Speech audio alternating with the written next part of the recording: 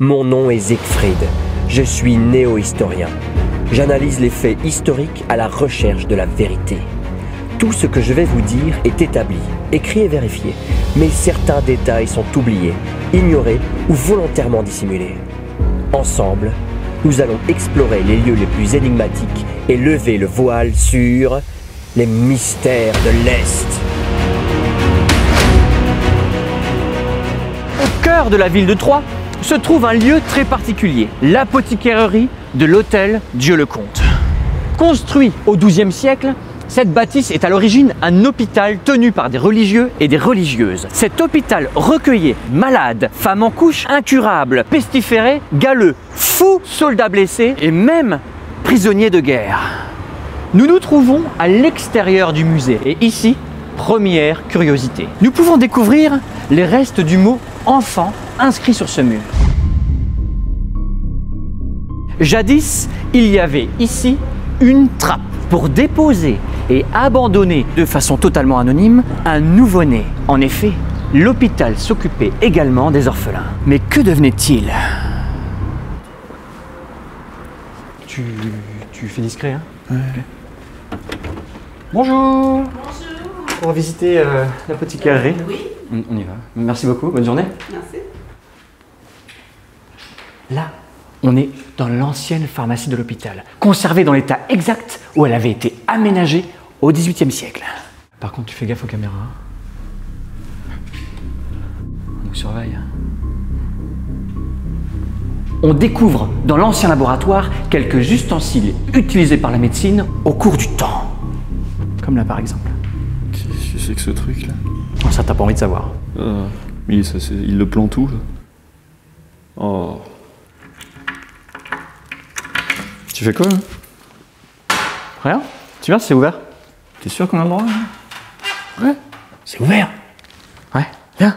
Pas du tout stable hein, ton truc. Il y a Hein. un petit espace entre le marchepied et... Oh là là. Et moi je redescends pas. Hein. Il faut qu'on descende un moment. Hein. Ah, non, mais... C'est bon, ça tourne? Ouais, c'est bon. Ok.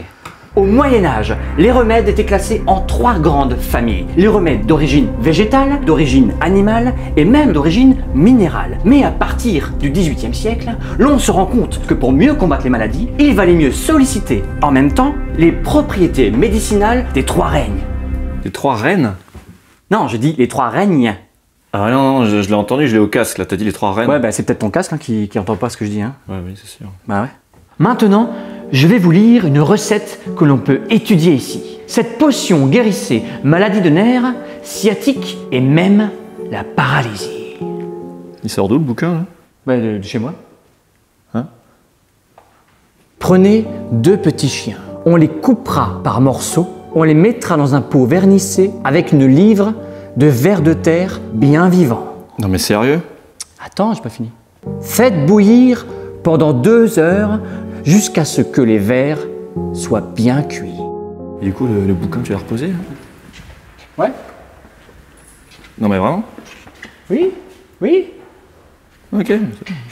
On a bien vu que les médecins de l'époque utilisaient tout ce qui venait du règne animal. Et dans le règne animal, il y a aussi... Ah non.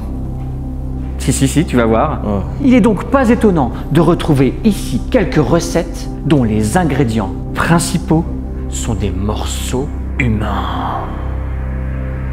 Au XVIIIe siècle, les médecins utilisaient des crânes d'hommes fraîchement pendus sur lesquels une sorte de mousse avait poussé juste après la mort. On utilise également d'autres parties du corps humain, telles que le sang, les graisses, les yeux, les os, les ongles et les cheveux de femmes, ainsi que les peaux de nourrissons.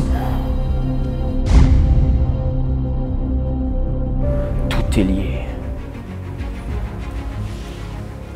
S'il vous plaît. Faut que tu arrêtes de filmer trop en comme ça, sinon on va croire que je suis petit.